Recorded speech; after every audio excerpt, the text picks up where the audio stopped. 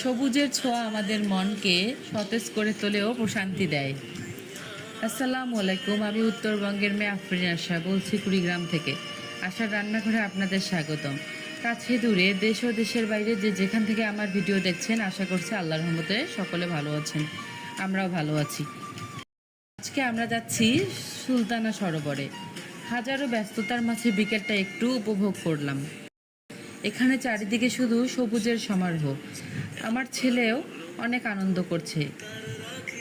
এই সরোবরের চারপাশটা এত সুন্দর যে এখানে বসে অনেক সময় কাটাতে পারবেন প্রিয়জনদের সাথে। প্রায় সব বয়সের মানুষেরই ভিড় এখানে। ঘুরতে ঘুরতে প্রায় সন্ধ্যা হয়ে এসেছে।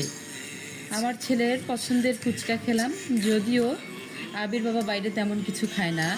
আমরা দু মা ছেলেই মিলেই ফুচকা খেলাম।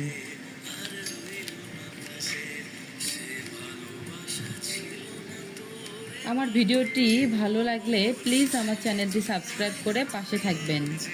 যারা অলরেডি সাবস্ক্রাইব করেছেন তাদের জানাই অনেক অনেক ধন্যবাদ।